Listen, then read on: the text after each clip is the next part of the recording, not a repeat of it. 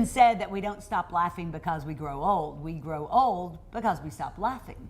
Dr. Nick joins us with the joys of laughter and more. Good to see you. What a great phrase. Isn't it? Psychology Today, I forget which issue it was, but in Psychology Today it said that the average adult laughs 4 times a day. Just 4? Just 4. Oh. I thought that was high. And the average toddler is like 100 times a day. It's as if somehow as we get older we become much more serious and we have this notion of responsibility. You know, I've had people tell me before, I don't want to be an adult because I'm going to have to start being more responsible and serious and I can't laugh. And I'm like, what are you talking about? You can't laugh. Oh. I couldn't live without it. No. Whitney, I couldn't live. And you know, that's so much of our relationship is humor and laughter and cutting up. I mean, we're like 2 otters who just love to play. You know, my father was that way. I think in therapy, I laugh. Good. And I tell them that I'm not laughing at them. And I'll say, I'm not necessarily laughing with you. I just think it's funny. And that we have to laugh at life. Yeah, because we were born with that gift of laughter, weren't we? We were born with it, and really, what is the alternative? Oh, cry? Really, what is the alternative? Sometimes all we can do is laugh because we know that this too is going to pass.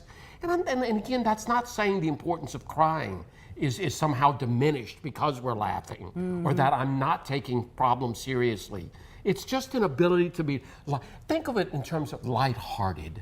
Sure. Think of how when we see people, we say, oh, they seem so lighter. Isn't that a part of kind of laughter and joy? Yes. And sometimes that belly laugh that just almost gets you aching. Oh, it feels so good. It's so good not to be able to stop. And then, Right. And there are times when you can't, especially if there's a group laughter going and it becomes contagious. oh, right, and you're in church. It's horrible. But it is, you know, my family reunion was here, and Yes. they were over here, and you saw how much we laughed and cut up. Well, great. anyway, I'm at Jack's house that night, and I'm all decked out, and I walk around to get a solo picture of me.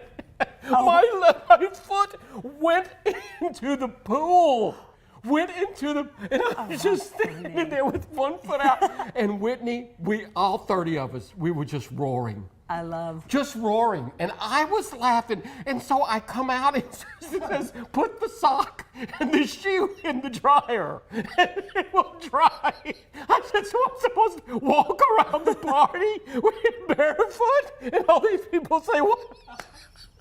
And I bet you did anyway, right? I did. And so Jack comes out and sees me and says, what the hell are you doing? I said, I'm drying my sock and my shoe. I'm stuck in it. He says, you know, you really are a character. And then I got to thinking, that's what the world needs, is characters. I know. Laughter. Just making, what are you going to do but laugh? I'm sorry to make it. Well, and you could have been all concerned about your shoe, and yeah, there goes $80 or $100, but no, I love Or it. the embarrassment, who cares? Oh, anyway. and that's important too, right? The shared experience of laughter, because it Yes. does bring closer together. Which is why when you said Yes. that with your clients that you will often laugh and they'll I laugh sure do. together, it does bring people closer. It brings people closer, and again, it just takes the burden off. How do you feel? I feel better that I laughed a little bit, or that I smiled. You know, that I can smile again. I remember when I was suffering a serious depression years and years ago, I had stopped laughing, believe it or not. Oh. And so I go down to Nashville. No wonder you were depressed. I go down to Nashville, and I don't think I had smiled in probably 6 months. Oh. And this lady, one of my brother's friends, made a joke, and I started laughing. And I remember experiencing the resurrection, like I am alive again. That's the power of laughter. You're so That's the right. power of laughter. And so when we see people heavy, I think we have a responsibility as citizens. Lighten it up. Lighten it up. On Facebook, somebody was getting real serious with me on an issue we were debating. And I finally wrote back and I said, you win. My flag's up. I'm going to go out and swim. And I had a big smiley. And you know, he said, oh, I'm sorry, I said, oh, I'm fine. I just need to let it go now. Yeah. That's part of what laughter does, right? Right. It's what's that great line? I've never seen a U-Haul on the back of a hearse. I mean, it's just these wonderful. G.K. Chesterton said, angels can fly because they take themselves lightly. Yeah. These are great quotes about life that are so real. They are.